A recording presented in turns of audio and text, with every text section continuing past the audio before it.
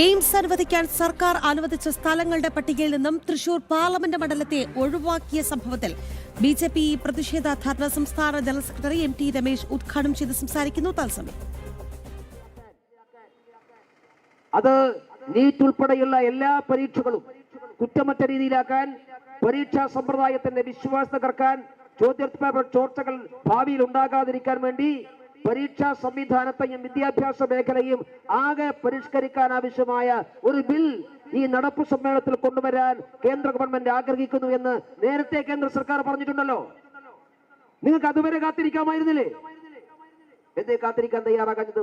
Minimum കോൺഗ്രസുകാർക്ക് കാത്തിരിക്കാമായിരുന്നില്ലേ? കാത്തിരുന്നില്ലല്ലോ. ഇനി NEET പരീക്ഷയിലെ ചോദ്യപേപ്പർ ചോർച്ചയാണെങ്കിൽ, അങ്ങനെ ചോദ്യപേപ്പർ ചോർന്നത് കൊണ്ടാണല്ലോ ആ പരീക്ഷ ക്യാൻസലായത്. വേറെ പരീക്ഷ നടത്തിയല്ലോ. ആ പരീക്ഷ നടത്തിയ ആളുകൾ പാസ്സായി, അവരെല്ലാവരും കൗൺസിലിംഗും കഴിഞ്ഞ് ഇപ്പോൾ പ്രവേശനം നടത്തിക്കൊണ്ടിരിക്കുകയാണ്. നീറ്റ് പരീക്ഷ എഴുതി പാസ്സായിട്ടുള്ളവർക്ക് പരാതിയുണ്ടോ? നീറ്റ് പരീക്ഷ ഏർപ്പെട്ട വിദ്യാർത്ഥികൾക്കും രക്ഷിതാക്കന്മാർക്കും പരാതിയുണ്ടോ? ആ പരാതി ഉണ്ടെങ്കിൽ പരിഹരിക്കാം.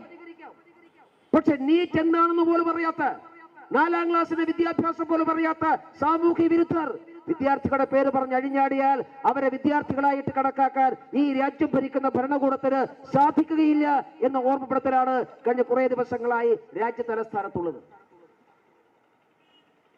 മാത്രമല്ല, അതിൽ രാജ്യത്തിന്റെ പ്രതിപക്ഷ നേതാവിന്റെ ഏർപ്പാട് നോക്കൂ നിങ്ങൾ.